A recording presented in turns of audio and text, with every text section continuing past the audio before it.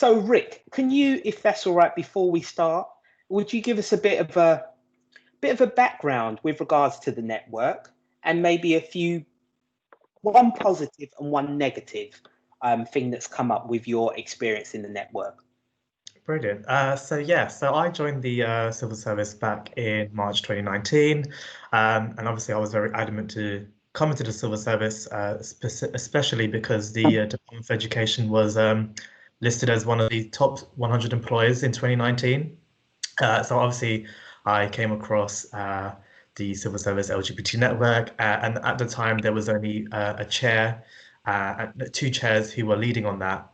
And of course, with all the work that was going on, they didn't have that much capacity to kind of, manage and really support everybody who was in that community. So obviously they call out to vice chairs. Obviously, I reached out to that call, and that was something that I was very excited to be a part of. And for me, being a vice chair, it's been a great opportunity, particularly because that we have this kind of perception that the civil service continues to be white dominated. It's quite reflected in the networks, and I don't know for many of you how that kind of works out in your own departmental networks, but from my own experience of being in the civil service for a year and a half now, I've kind of had negative experiences. So I've tried to work as a vice chair to target those. So a great thing about having these, particularly a central team, of vice chairs, is that we're able to listen to all of our community members, our allies, and we're able to kind of target what we need to. This year, a lot of you will recognize that Pride got cancelled across the UK. And for me, I was actually organising that across the country. So I was very disappointed to know that we couldn't celebrate as we normally do. So myself and the team of vice chairs, we came together and decided that we would bring it online because obviously COVID kind of taught us how to become very successful with using technology. And so we delivered a great Pride online in June, and so we continue to do that. I feel like me like a negative experience, or did you want a negative experience, Justin, or did you want me to? Um, well, I know we're going to talk about this later on, but I mean, if you have one that you're willing to share, that would be really helpful. Yeah, of course. So, like I said, when I first joined, this is the first organization that had a very visible and active LGBT community and society. And for me, I've never come from a background where I've had many LGBT friends. I mean, many people find it funny, but like I have two cousins who are also gay and they're brothers, and they're my only real support group. So until I came to the civil service, like I was open to all these new friendships and like networks. And obviously that's where I met David as well last year, and we've obviously created a great friendship. But one of the things I kind of saw and identified that a lot of these networks and socials, again, were very white male dominated. And I don't know if a lot of people can understand if you're coming from a BAME background, if it makes you feel excluded, like it makes you not feel part of the conversation, or it makes you less likely to engage. Um, but that's something I'm trying to change and obviously have a positive outcome. So yeah.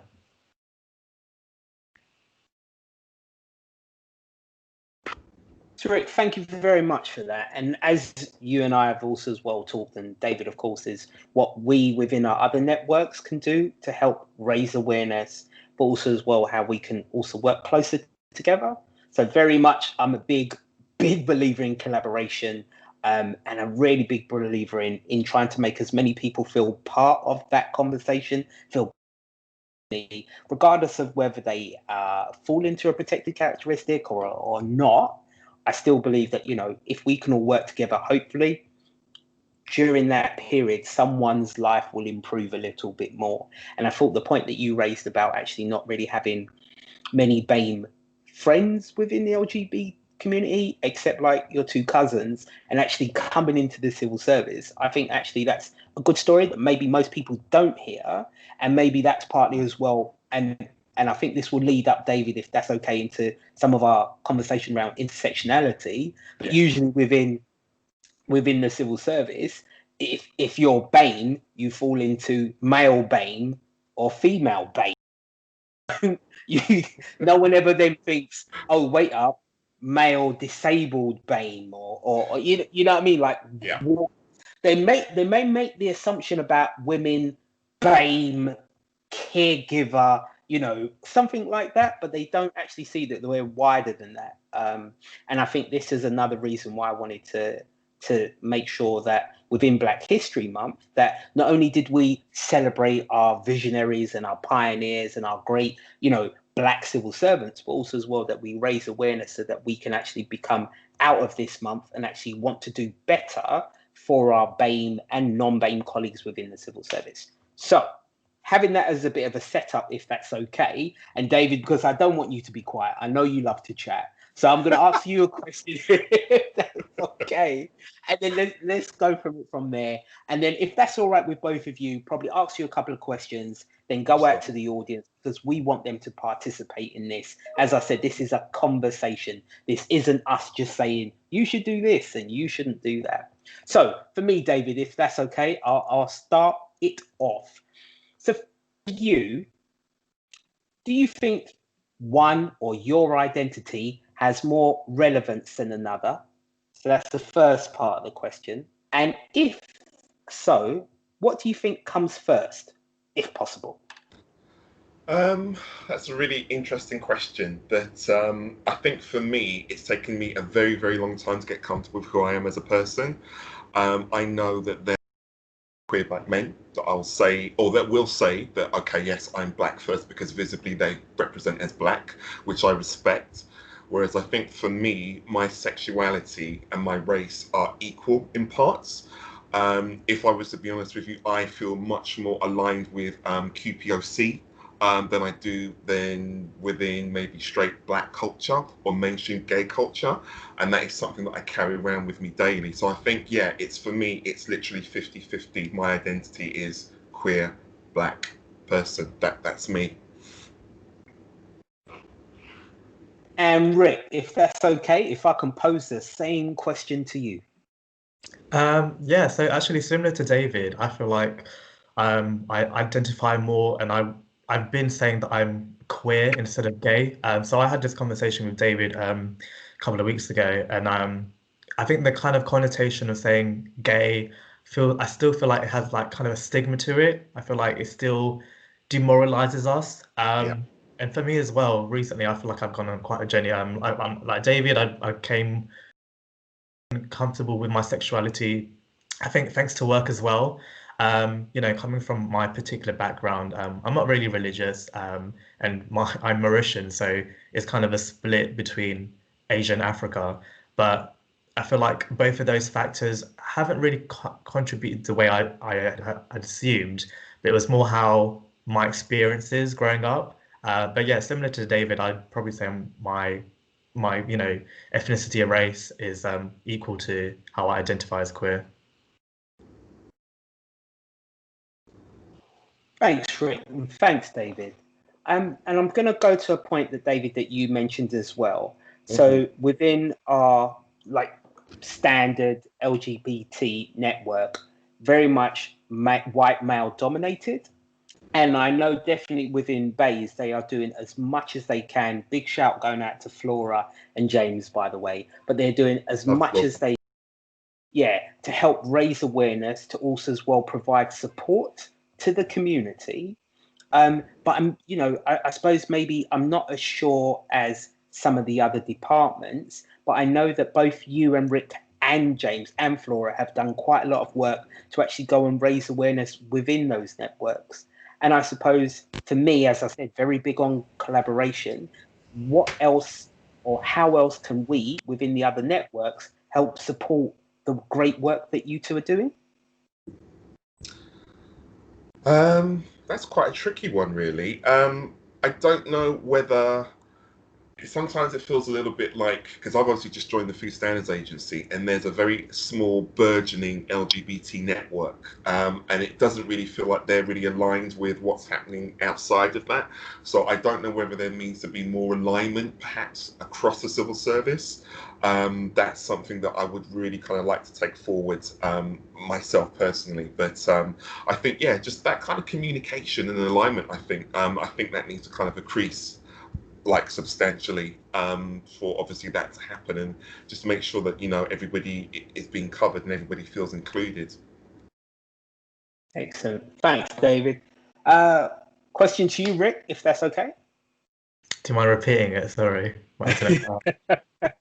So I'll shorten it, and really it's about how can the other networks help you and David and Flora and James and the other LGBT networks help, one, raise awareness, two, actually probably also as well, I think maybe help those people who are probably still slightly scared or afraid or not as comfortable being part of that network. Yeah, so for me, I think it's similar to what David's saying is I feel like it's great that if all department networks can have the same message, so it all aligns to an overall goal or purpose, which is, again, like David says, to be very inclusive, to support everybody you can. I know in particular the DFE has actually done great work. So recently they just advertised their network chairs again, and they're looking for particular BAME individuals. And I feel like they recognized and identified that there was something missing because, again, they were all Caucasian, but whether they were female, male, non-binary. And I feel like for them, they realized that people wanted to be represented and to be heard. And I feel like that's great. So I feel like, yeah, continuing to work with other departmental networks and kind of looking at marginalized groups, because I feel like they often do get neglected, whether that's trans or people of color, queer people of color, BAME networks. So I feel like we should do as much as we can to support them, because I think if anything we've learned this year, marginalized groups like, Black Lives Matter, how important that was to us, and especially knowing that, Black, trans, and queer people were being killed. I think that was something that definitely stood out for me. Excellent. Thanks, Rick. So can I ask another question, and then I'll start with you, Rick, first, and then follow up with you, David. So how has your experiences changed either people's perceptions or your own personal, identity? So I feel like growing up, if we look at, school and college, I didn't really I wasn't really comfortable with my sexuality. I think I was still learning about myself. And it probably wasn't until university that I probably started to realize, oh, am I gay or am I queer? And then obviously it wasn't something that I acted on or kind of pursued. And like I said, until I started my kind of career journey in the education sector, charity sector, that I started to become more aware of who I was as a person. And obviously, as this time had grown, I got to meet other people similar to me, whether they were from the community or outside. And I feel like that had a positive impact actually on where I am now. And obviously, like I mentioned, one of the reasons why I came to the civil service is because they had a great LGBT network as a whole, and I wanted to be part of a community that I felt welcomed and I could engage with. I feel like I've never felt like I've been personally discriminated in my workplace, and I feel like that's quite a good thing. But outside socially, I feel like because I'm a brown individual and who is also gay, I feel like I've become a target to people. Thanks, Rick. And David? Yeah, just to echo that, similar to Rick, I just felt when I was growing up, particularly in secondary school, college, and to a point, I'd say university, there's always this kind of shadow that I didn't really fit in. I was comfortable with my sexuality, but not comfortable maybe kind of communicating that. And I often would pretend that I was straight. and I knew that deep down I was trying to kind of pretend to be someone else that I'm not, which is quite a task actually if you think about it. And mentally, I do kind of wonder, if how that's affected me. What I will say is that being a QPOC really influences my day-to-day living experiences, and this is in terms of spaces that I'm willing to go to, where I feel safe, where I want to go. If I'm being honest with you, socially, I tend to really kind of be, quite keen to go mainly to QPOC spaces rather than maybe say your typical club night, which might be targeted towards, the straight people. And I think one of the things that I kind of suffered a bit of a backlash was at my last job when I was at Bays, I used to get in trouble because they were quite focused on going to like after work drinks on a regular basis. And I think that's, part of British culture is, kind of expected that you mix and go out with colleagues on a regular basis, particularly to the pubs and stuff like that. And colleagues would ask me, oh, you don't come out with us, or, why don't you socialise? And it's like, well, it's not that I don't want to, because I would socialise, but actually it's just because I feel like I can be myself more in those spaces. And it's just like, well, do I really, really want to go through the thing where I'm like not accepted, or I have to feel like I'm, always watching what I want to say? And I think those are one of the things that's kind of like made me kind of retreat from mainstream spaces more.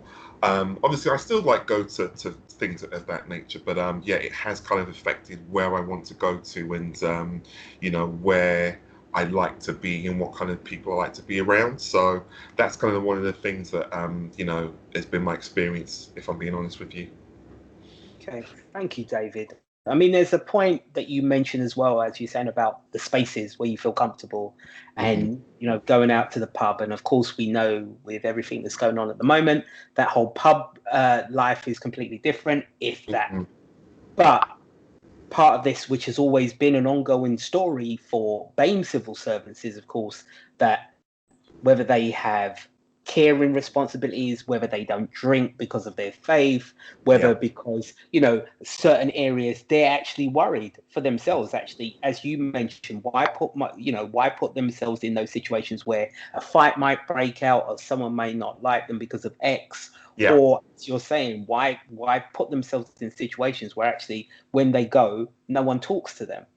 And even though in some ways we can sort of laugh, if you actually think about it, there is that kind of thing where there's a sort of stigma, because then if you don't go, they think you're not sociable. And if you don't go, you are the one who's you're self-excluding yourself. Of course, they don't see the other side to that conversation. And this is why I think it's really interesting, because once again, as you're saying, you balance it between being a queer person of color, or your sexuality and your color, and actually then that's two things that you need to worry about, and that's two things that actually you need to protect yourself. And I think sometimes people also as well don't remember about the journey home. So after the event, and now you're on a bus or you're on a train, and someone just picks you out because they just don't like the color of your skin or how you're sitting or whatever nonsense goes through their brain. And I think that for me, this is one of the things why I believe raising awareness is so important, because it's not the fact that some of our colleagues don't know, they've just never asked. And they've just never thought about it, because once again, they're thinking, oh, it's just workmates. We're just going out. We're just going to have a drink. And I'm hoping that, people, wherever you are, wherever you're based, wherever your location, if you're hearing these kind of things, I hope you go back and share these kind of conversations with your teams, so that if you have BAME people in your teams, if you have, LGBT people in your teams, that you actually understand also as well that some of them are always worrying about something else, about being put in situations that which are not going to be helpful to them, or maybe harmful to them. So, saying that, I'm going to make it even harder for both of you now. So, the LGBT community, the party scene, there's a lot of assumptions that everyone goes out, has fun, and whether, as you mentioned, Rick, if you look at Pride, they've been trying to become a bit more inclusive with how they invite people. But I hate to say this, but when you see these things on the TV screens, or when you see, you know, online, or when you see it on social media, for some unknown reason, BAME people seem to be excluded from all of the party pictures. And it'd be really interesting to get your sort of take on, like, how do you feel about the sort of mainstream LGBT community as a whole? And if possible, if that's okay, my follow-up question is, what are they trying to do to help make BAME people feel more welcome? So I feel like with BAME representation, particularly LGBTQ, in social media, I feel like it's never really had an equal representation. Like we've never been highlighted, we never felt important. I feel like particularly growing up, I never saw someone that I could relate to, like, oh, I know they're brown and they're queer. Like I never had someone that I counted as a role model. So I feel like that obviously had quite a negative impact on me, to maybe the point where I never felt quite confident to say, oh, this is who I am. And I think that kind of, in a way, encouraged me to become that role model for other people. I think, like, again, joining the civil service, I thought to myself, oh, let me look at all the social media and all the videos and blogs, and I never felt like I was there, and that was one of my reasons to actually wanting to join. But in terms of what they can start doing, it's like for many of us, you know, we're quite avid users of Netflix and all these kind of popular social media platforms, and it's actually becoming even better with representation. And I feel like a lot of people continue to argue, oh, why do we need representation? It doesn't matter. But for people like me and David, and even other people, it does matter, because if people can see themselves being on TV, and in any type of like social media, and even in the workplace, I feel like for you as a queer person of color, it's just so encouraging, and I feel like you're encouraged to want to be the better version of yourself. Particularly if there's like you're experiencing something negative and you don't know who to go to, because if it's something quite racist that's happened towards you, or you felt discriminated, who do you really go and turn to? Could you turn to your non-BAME counterparts? Are they really going to understand how you feel? Like I've gone to David so many times on something I've personally felt like has happened to me, and David can obviously relate and understand. And for that relationship has been great, because we're able to support each other and like drive forward positive change. But of course, like in the workplace and whether that's outside, I feel like we should be more active and proactive on how we look at BAME people and people of color who are queer, because I feel like we're often sidetracked, and it's quite sad to see actually, because you know it's there's a place for us to be in society, but we continue to feel pushed. And I feel like if you look at this year, you know, where then people are saying, you know, all lives matter, but how can all lives matter if particularly marginalized groups are continued to be discriminated, ridiculed? So I feel like we have to change the narrative on that. Absolutely. Myself personally, I have a very love-hate relationship with the community. Almost, yeah, 50-50 to me. I still think there's an overt focus on able-bodied gay white men as the poster child for our people. There's not near enough focus on non-binary and intersex communities. I think that needs to be raised and highlighted a little bit more. What I will say about particular organisations such as charities such as Stonewall and UK Black Pride, who organise the annual Black Pride Festival, I think both of them are absolutely brilliant, and I'm very grateful for their existence. But one of the things I find about mainstream LGBTQI community is, as Rick said, yeah, they often forget to consider views from marginalized voices within the community.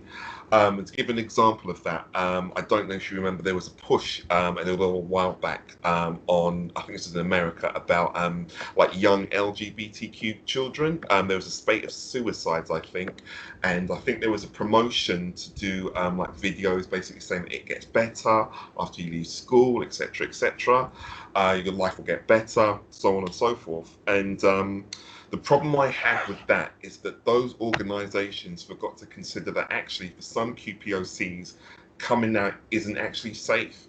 So you might think about the Asian boy that cannot come out because his family might disown him. he's 19, he's in college, he's dependent on his family for finances until he leaves, etc., etc. He might not be able to come out. So you're not thinking of that from a brown person or a black person's perspective. The same way as like if somebody is like a young black gay man and they come from quite a religious background and they're not able to come out because the mainstream community doesn't accept them. So if they leave their family unit and then they go out into the wider world, they may not find those resources and that support unit. So it's just a little bit like, I think the community sometimes really needs to listen to those that are within the community that don't have the voice and access to kind of like, basically speak for themselves and just say what's really going on. So yeah, that's for me, I think, is one of the things that's missing from the community sometimes. Excellent. Thanks, David. Thanks, Rick. So as I mentioned, I did say I would like some of the audience also as well to ask a couple of questions. So I know we have a few more questions that we would like to go through, but if that's okay with you two, I'm just going to ask the audience quickly if there's any questions that they want to raise based on any of the subjects or discussions that we've had so far. So to the audience, if anyone has a question, please feel free to raise your hand in the chat box, or if I believe that there's someone already. Yes. Caroline, how are you? Hi, I'm just turning my equipment on. Hi. Look, first of all, I just want to say I'm sure, myself included, and I will come out for this and say there are loads of us who love, respect and support you. Having worked in the Home Office Immigration Department down in the Public Inquiry Office back in, this is the late 80s and early 90s, where loads of our colleagues were black, were Asian, were from many different ethnicities and were out and out gay, queer. It was beautiful, and that was my normal. So can't bear anybody being ostracized or singled out or bullied or lots of hatred or harassment or discriminated against or any of that other nonsense that goes on in the world. And just want to say, ask what is else, what can we do to help and stand with you and be proud for you being yourselves and for all of us just being the individuals that we are. What can we do to facilitate, to help, not sure if that's the right word, but to stand with you? I think for me, I think the role of allyship is really just kind of like listening to concerns from our community. I think sometimes it's about kind of like, if you are a white person that is an ally, maybe using your privilege or whatever you want to say, but maybe your standing on a platform possibly to kind of, highlight and promote those issues. I think that's a really big help. That's kind of like the main things for me, I think, but I don't know if Rick has anything he wants to add to that, or if I've covered that, but those are the main things for me. Great. Cool, thanks. Oh, Rick, you're on mute. Sorry. Yeah, I second what David said. I think it's definitely when you're non-BAME and you have a platform, I feel like, yeah, definitely use it. For me personally, I don't mind if someone comes to have a conversation with me about my identity, my sexuality, because I'm quite comfortable. Not everyone's going to be the same way. And I feel like as well, pronouns are definitely an important topic to cover. A lot of people struggle with this. And I feel like, I think it's just engaging with somebody and getting to know them personally as well as on a professional level. I think that's just great. I feel like we often have this fear of we're going to offend somebody, but I feel like it's not knowing or not educating yourself that's more fearful. Agreed. Thank you, and thanks for coming on, and thanks for the other acronym you came out with, queer person of colour. It's good to hear what people want to be described as, and people ought to respect that. Thank you. Thank you, Excellent. Caroline. Thank you very much, Caroline, and I hope you're well.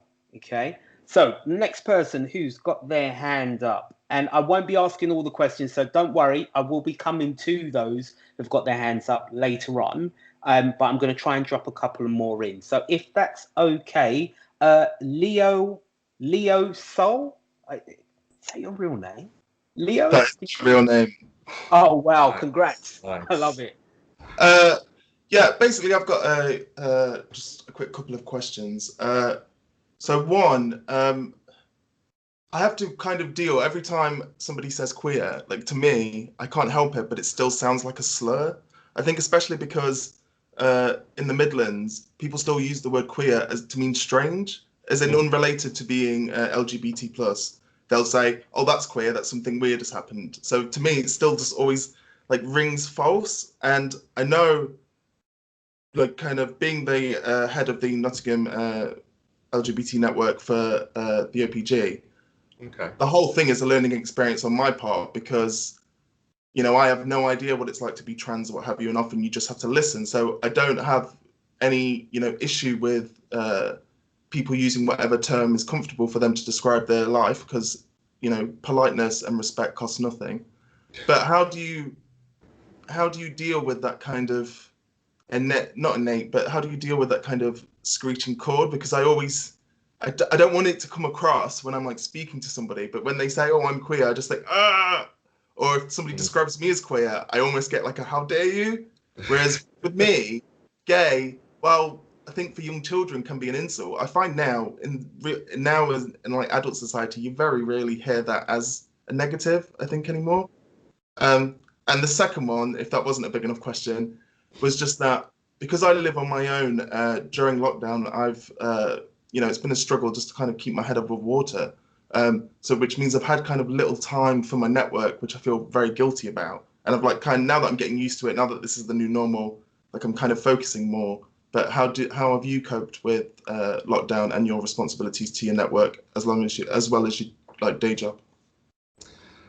On the first question about the issue of queer as a word, I think it kind of depends mainly on the person. I think you've got to, I would never kind of like speak to another gay person and then assume that, like, you know, like they want to be referred to as a particular word. I always kind of ask. I think possibly with time, you might maybe have different feelings about the word queer and how that, you know, how that affects you, how it sounds. Because I was literally the same when I kind of like started using the word queer. I was like, oh, like, you know, that was something that in my school days, like people would say, oh, like you're queer or that's queer or something like that. But now I kind of feel like I don't think the word gay encapsulates what my sexuality is. And I think queer kind of like maybe speaks to me a little bit more than that personally, but again, it's just like a give and take with different people. And on the second question, of obviously like the new normal, what I've found is that basically, even though a lot of the kind of like resources for queer people of colour have kind of moved online, it's kind of like helped me to kind of like keep my head above water. So you've got all these like different programs, which obviously we've got in the resources. We've got like a sheet of basically all different things that we're going to send out. And basically that's kind of like made me kind of like, you know, keep my head up, keep abreast of news, keep myself ticking over mentally. So that's kind of really helped me, I would say. But yeah, those are the things that have kind of really helped at the moment.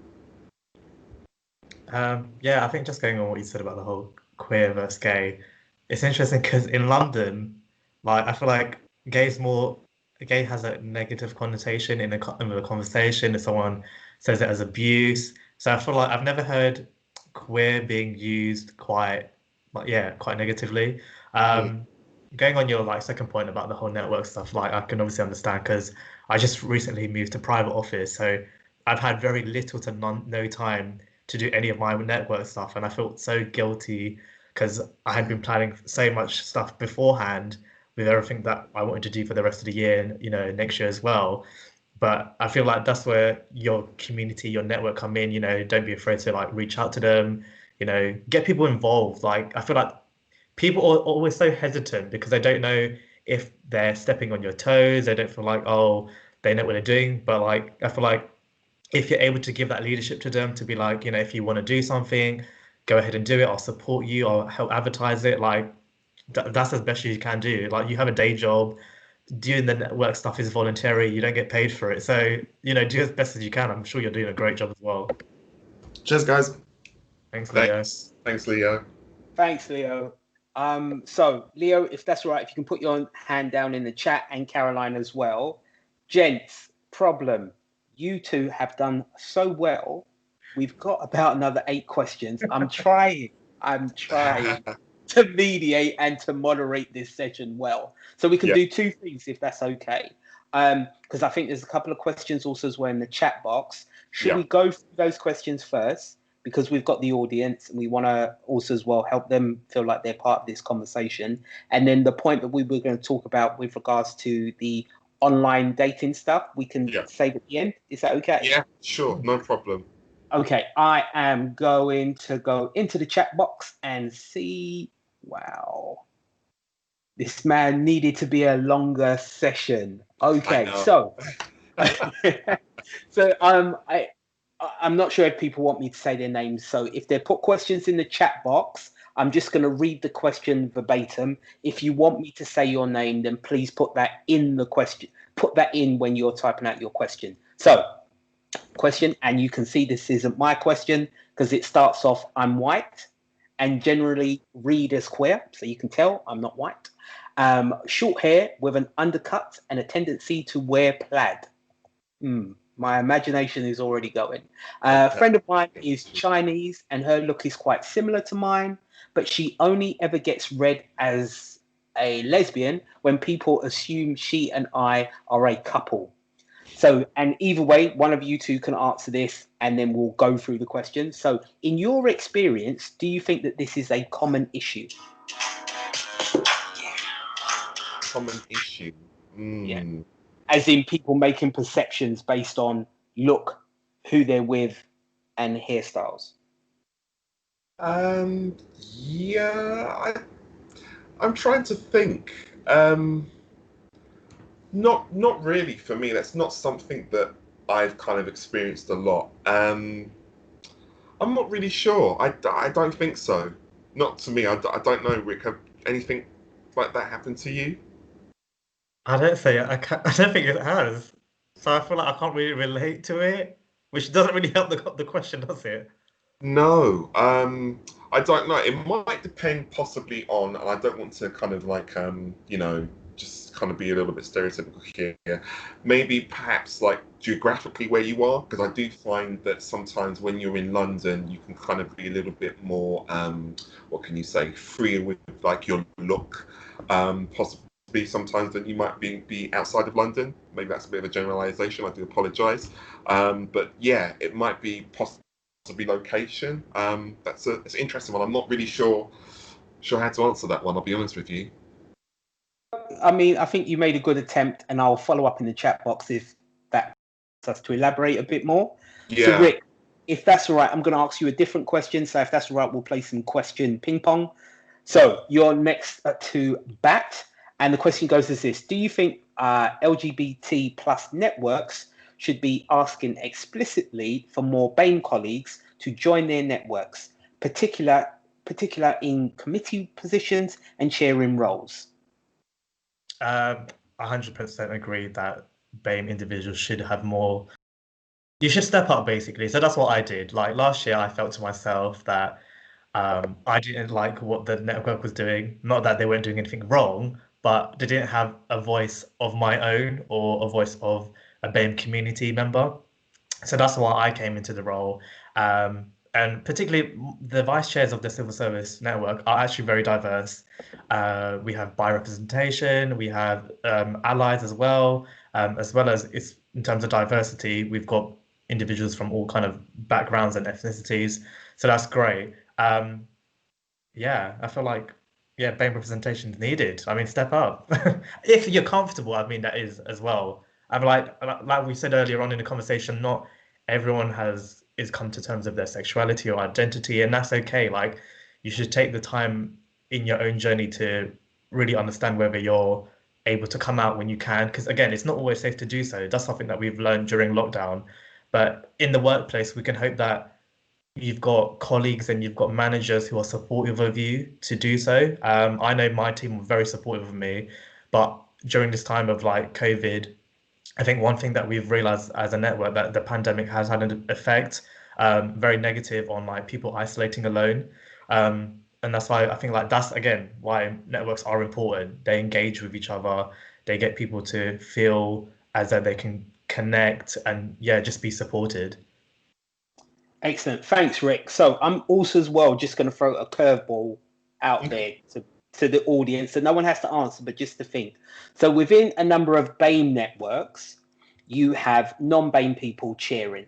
So for the LGBT plus networks, would you also as well be open to having a straight BAME person in your networks if it comes to either sitting on committee positions or actually chairing?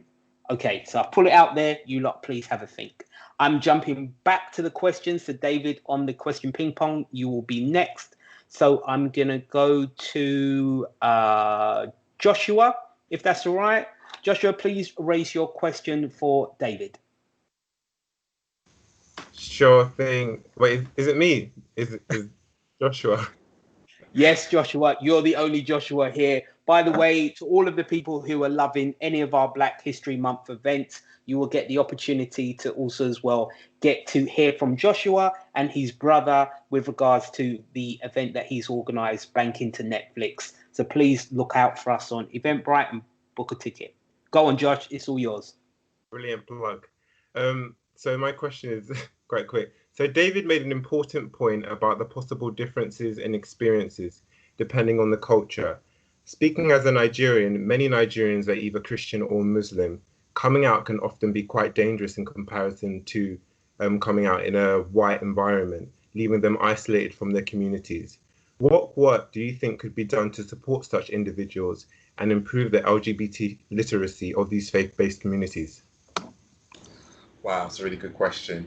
I think and it's on one of the resources that we've put together, there's a hub in Stratford that is targeted towards LGBTQI people of African descent. It basically acts as a hub for obviously things you need to be aware of, different things that like you need to be like aware of in terms of what your sexuality, your refugee status, how to access specific services and facilities, and so on and so forth. I think one of the things that would be really good from a kind of like another perspective is that sometimes it does feel like religion does play a key part in how LGBTI people are treated, and it's one of those things where sometimes like I feel resources that are geared towards LGBTI and religion maybe need to come together and collaborate a little bit more to kind of just maybe dilute that whole religion is this and therefore it means that I can't like gay people. I think that needs to kind of come together a little bit more collaboration in terms of raising awareness. And obviously, yeah, just I think there needs to be more closer networking. I think that would be my kind of assumption on that. But yeah, that's what I would suggest. Joshua, was that okay? Yeah, that was a great answer. Thanks, guys. Excellent. Thank you. So, Rick, I saved this question on purpose. This is weird. So, Rick has put up his hand, and Rick is going to ask Rick his question. Go on, Rick. Rick, your mic is on mute. It's not on mute. Great. So ask the question. Maybe he doesn't realise. Rick, go in once, go in twice. If not, I need to move on. Okay, maybe he can hear you. I'm sorry about that, Rick. Maybe next time. So, Rick, still stay available. Your question is coming up by Shah. Shah, who's the guest who's got their hand up. Please, Shah, ask your question. Yes, good afternoon. Thank you very much for having me. My name is Seema Shah. Apologies if I signed up incorrectly there slightly. I work for the Metropolitan Police and I am a lead across a 4-borough region in London for recruitment, specifically on Black ethnic minority recruitment. So I'm super pleased to be here joining you and understanding some of the conversations and some of the challenges. Two things. As an organisation, we are thriving. We do have an LGBTQ sort of association, but I'm specifically interested in linking in with you at some future date on some of the annual events, or if we could work together jointly to encourage awareness around LGBTQ and BAME or BME, whichever way you want to look at that, simply because from a personal perspective and professionally, I don't have any networks like this in terms of my area of work remit. And I'd like to do some work with you on that, so if that's okay. And also specifically, if you know, for your consideration, would be very keen to understand if there's some LGBTQ women representing, as you seem to be an all male panelist. So thank you very much for your time. Thank you for the debate. Thank you.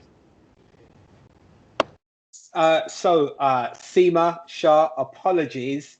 I got your name right now. You should still hopefully have my email address. Please email me separately and then I can introduce you to Rick and David. Whatever we can do to help you and help the wider BAME LGBT community, we're definitely down to help support you on that. So 4 minutes. 4 minutes. Let's see if I can drop a couple of more questions. So going into the chat box, question, how can... funny enough, this is a good tie-in with Seema's question. So how can we combat the marginalization of BAME women in the LGBT plus movement? BAME women don't feel safe, especially because of the objectification of BAME women and their bodies by some in the movement, e.g. drag. And wow, that's quite a lot of questions, sorry. And then how can we accept and celebrate all women's bodies as belonging only to those women?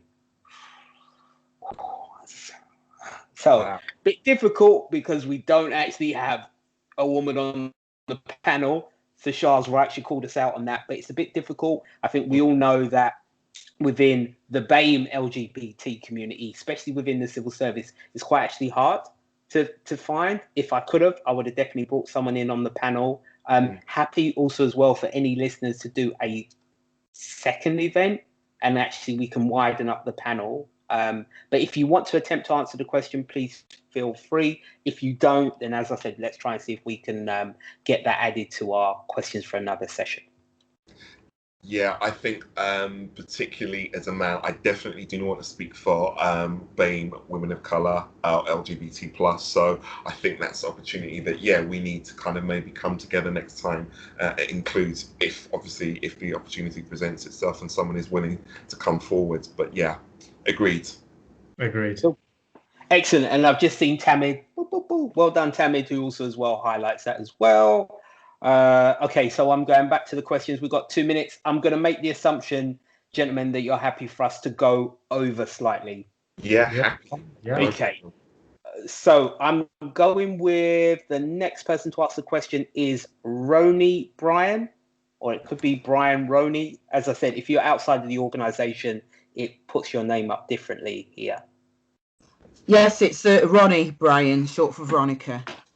Oh, lovely. Hey, Veronica, how are you? Liking the hair, hey. Yes, thank you very much. I like to look as natural as possible. Well, I'm originally from Manchester, but I'm in Stoke-on-Trent, and I'm in a white area. But I've, as you can see, I'm very quiet, so I've made my presence counted. And our company is fantastic, really LGBTQI, but we haven't got many people of colour. And obviously because I have a lot to do with the voguing community in Manchester, and it's opened a whole lot of area. I'm disabled, by the way. I tick all the boxes: black, lesbian, disabled, sign language. You want it, I've ticked your box.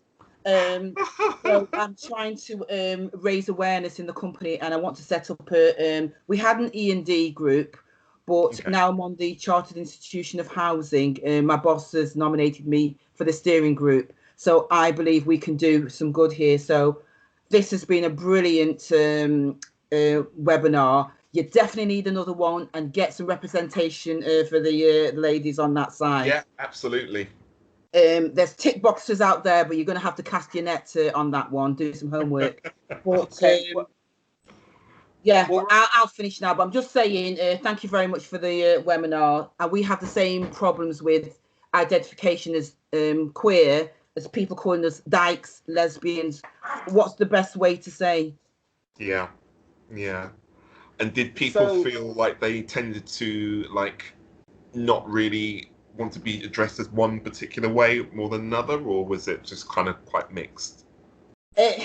You don't find out till you describe yourself, and like if you described yourself as weird, and I say, "Oh yeah, I'm a dyke," people like you immediately get the backup. So Yeah. as you say, you just have to say, "I prefer to be called." I don't mind, but it depends what you're after at the time. You know what I mean? But Exactly. it's a difficult one not to offend people of colour with whatever you say, and then if a white person or non-black, non-coloured person said that, it would be an insult to you. It just depends who you're with. Yeah, definitely. I think it's about context and atmosphere and environment sometimes. Yeah, definitely come into play. Right. Sorry, that's me then. Thank you very much. Okay. No, Thank Ronnie, you. if you can stay on the camera for a minute, can I make the assumption you have a small puppy? Yeah, in the just house? 1 minute. My dog's decided to have a fight right next to me. I thought as much. Oh my God, this woman is fabulous. Oh, Only in real Ronnie, life. Sorry about that. no worries. So look, Ronnie, I'm going to ask you one thing as a favour. The chat box is loving you. We've already said that we'd like to run another session. Please, can you email me separately? It'd be really good to get you to come and talk at one of our next ones and to be on this. I'll be honest with all of the audience. It wasn't really a panel session. This was a conversation between three friends that we were bringing you into.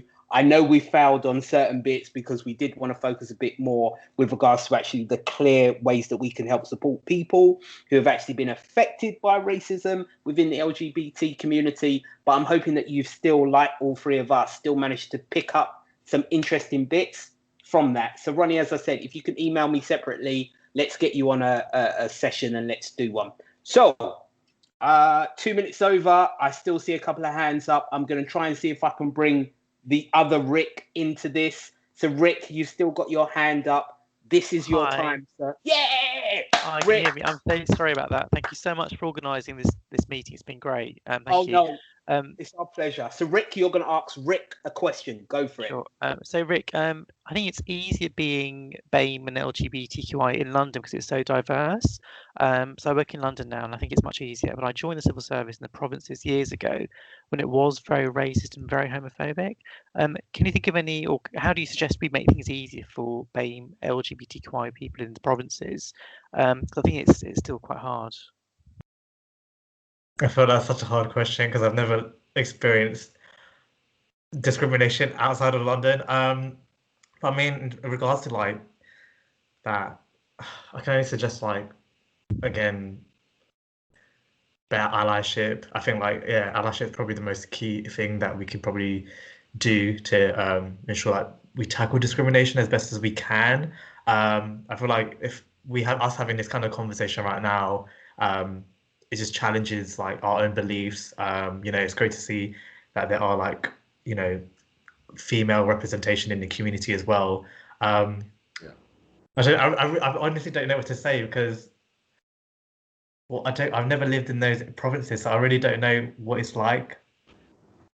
So Rick, if that's okay, and then D, if you want to jump in. So I think for the other Rick, I think what we have definitely done with relation to how we try to help our BAME colleagues outside of London is very much about collaboration. So trying to find any relevant organisation or any relevant network who's willing to work with us together. So one, as mentioned, which we started off before, is about raising awareness, is about having those conversations. It's about signposting, but also as well, it's about trying to make sure that throughout all of those good collaboration techniques, is that we're also as well making those people comfortable to have those conversations, but also as well, where there are problematic areas, trying to come up with solutions to help.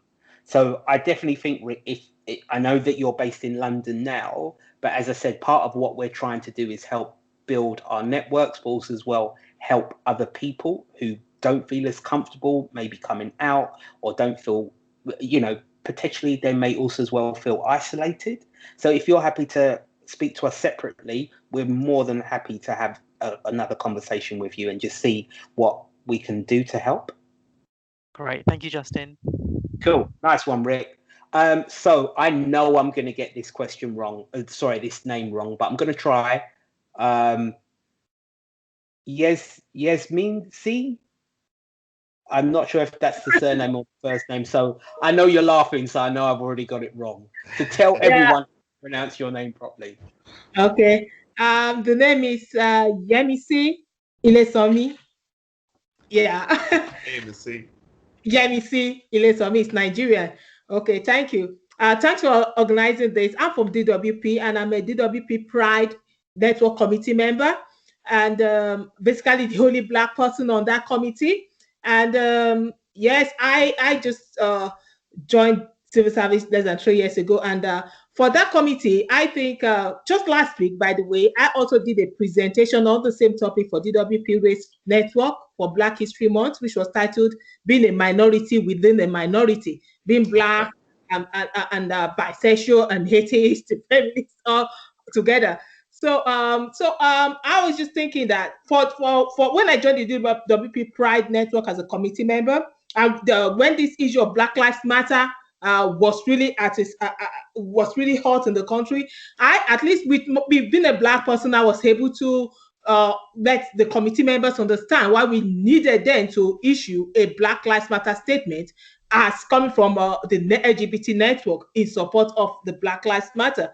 And I think with that, our LGBT members, because, as we know, Black members or colleagues kind of shy away from those white spaces because they feel it's not for us. But seeing such a statement endeared people to start thinking about such networks, about joining, about how we can build allies across. And I think it will be very good for LGBT networks to have a BAME lead. So if we consider having a BAME lead in all LGBT networks, at least that will ensure an avenue to invite or recruit more Black members to the LGBT networks. Just also talking about representation, I am a bisexual woman, and I must say, fine people have also talked about not having women representation, which I saw, because we all know that representation is key. However, I'm also concerned about the fact that we've been hearing gay, and queer. Where is the bisexual representation? I want to hear a Black woman's bisexual voice. I want to hear from bi men. And I think when we are putting together things like this, also talk about trans women and Black trans men, especially looking at what's happening to Black trans women worldwide. Yeah. We want to see that representation, and I hope next time we will have that representation, because as Black people, we already know that visibility and representation is very key. Thank you. Cool. No, thank you. Once again, in our defense, we are speaking based on a conversation. I agree with you that if we're going to do these kind of panel events, that we should have full representation. But once again, I'm going to say, if people are not stepping up, it's very difficult for us to then ask them to come in. So anyone who's on the line, if you definitely want to do a second, third or fourth event and you want to make sure that you are represented, then get in contact with either me, Justin, everyone will probably have my email address, or Rick or David. We're happy to put these events on, but please, and I'm going to say this quite clearly, we are not looking to ignore anyone. We are looking to have a conversation, and it was based on 3 friends just trying to share some awareness.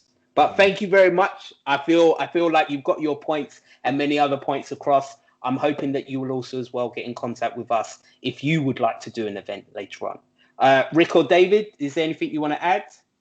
Yeah, just going on that, I feel like the very fair points that you were making, and to be in our defense as well, like David is the only Black person I know as well who's queer. Like that's no kind of thing on my own behalf, but it's because like I've not been able to meet other people or network with other people. Like I do try my best as a vice chair, I try to engage with everybody, but it's one of those things like if people aren't able to come to me, I don't know they exist. So and this is something I'm trying to vice chair. I want to hear people's stories and I want to hear people's experiences. And as well, like before we're towards the end, one of the things I want to get people to do is sign up to our LGBT network, because as a network that's covering across the country, we do want to hear everybody's voice. And the thing is, like, when people read these articles or the vlogs that we share, they receive so positively, and that's why I want to continue emphasizing the whole point of inclusion and the diversity. So yeah, thank you for raising those points though. No, definitely, I agree with you. Just to add on to that as well. So Rick and I were thinking about doing an event for Black Trans Lives Matter. And one of the things that we were trying to do, obviously, we don't want to speak for the Black trans community. Obviously, we would like to have somebody that is able to obviously speak on that community's behalf. And it was very, very difficult to think, okay, across the civil service, who do we know that's Black and trans? And it's like, oh my gosh, like, we want to do this event, but, you know, where's the representation to speak on that community's behalf? So it was a little bit difficult. Also, I would add to that as well that as Rick just mentioned, like, I'm somebody who I've only just recently started to be able to feel comfortable to actually be visible in the first place. And you might obviously have some people that are a little bit, maybe say, not at the stage where they feel comfortable to do this. So I would just say that, again, obviously, you know, we will consider in the future, obviously, having a bit of a representation. But for the purposes of this event, it was mainly just between, like, myself and Rick to obviously speak about our experiences. But the points are definitely noted. Cool. So thank you for all of the people who had questions. Apologies once again that we've run over, but I think you can see that once again that these kind of conversations need to be had. Yeah. And David and I have had conversations previously before we met Rick, of course, with regards to, as FAME, as a network, I thought we were really good in supporting our BAME colleagues, but I didn't really think that we were good in helping raise awareness about that intersectionality. And then there was some work that I did with Tamid, and also the work that we did with the BAYS LGBT network that really started raising my eyes and awareness that as a co-chair of something that I believe, if I'm only speaking to a percentage of the people that I'm trying to reach, then I fail. And that's something, it's just not how I was raised.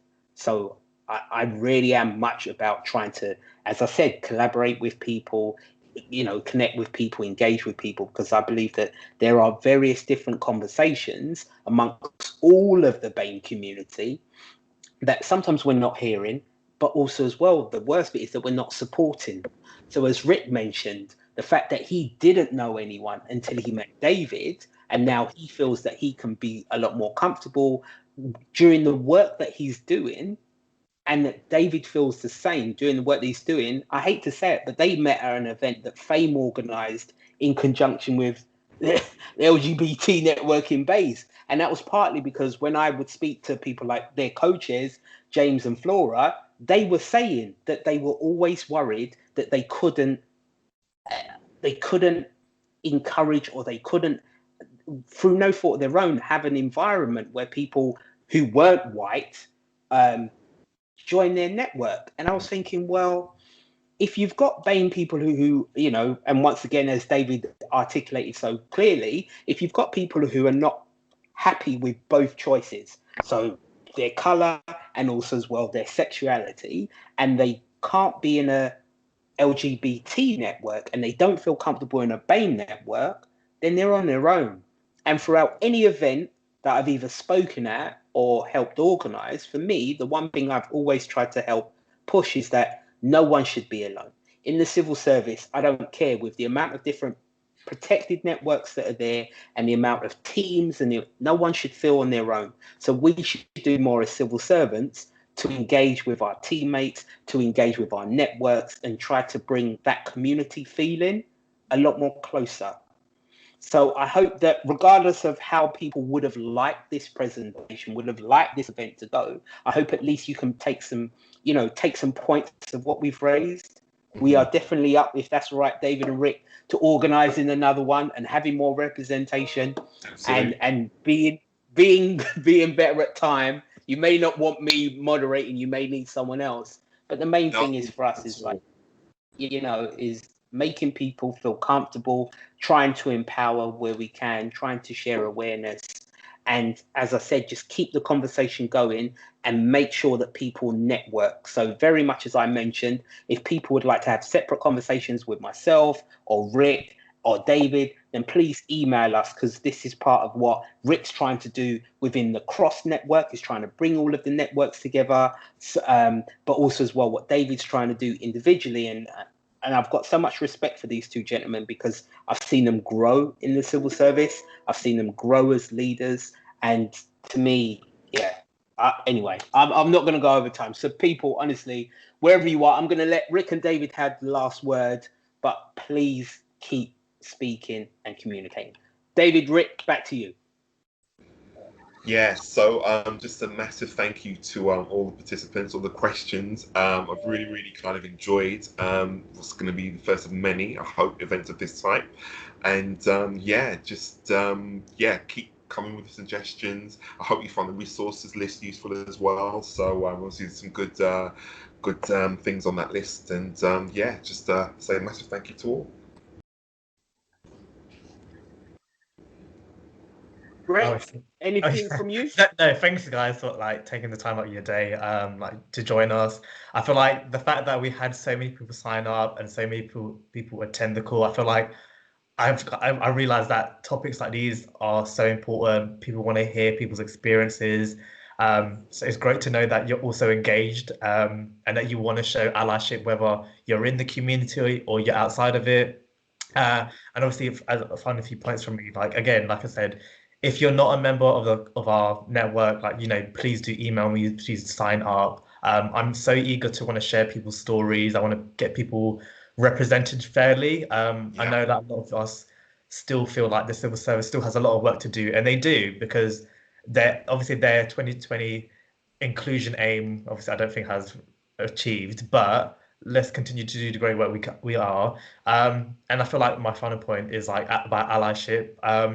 We often always look at non-BAME people to be allies for us, or like David mentioned, he is right, we want them to kind of hold a platform for us if they are in a higher position.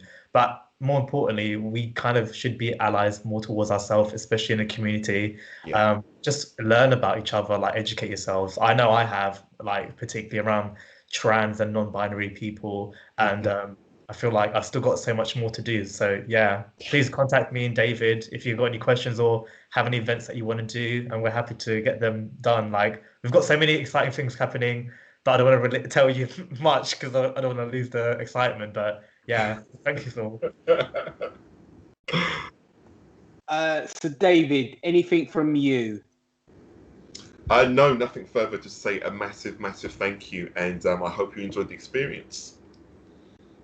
Okay, can I just quickly add something? Because while you two were talking, I was looking in the chat box, and there's been a conversation around the drag culture.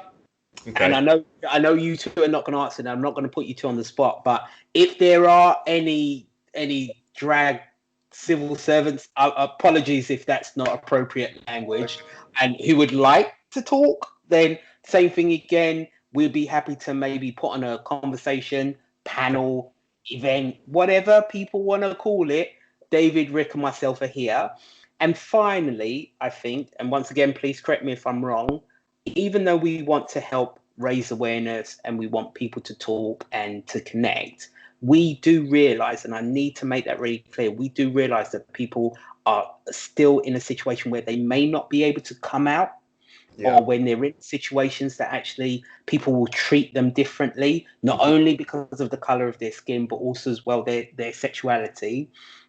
And I think that's definitely something where I know as myself, Justin, I can't help, but I know that people like Rick and David can. I know that there are organizations like Stonewall can. I know that there are networks that hopefully can. The main thing is that we are not forcing anyone, but we are saying that even if you were to come and speak to someone like me who doesn't really understand that, I still will be able to signpost you to great people who I trust and I know will help you.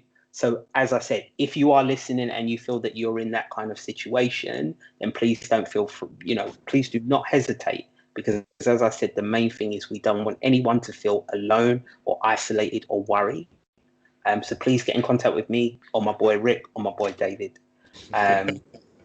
Everyone, please take care. Apologies, 20 minutes over time, but as Rick says, these kind of conversations, definitely need to be had. We've got a raft of material that we did not even touch on. As David mentioned, we do have a resource pack that can also as well direct you to some really good networks and links.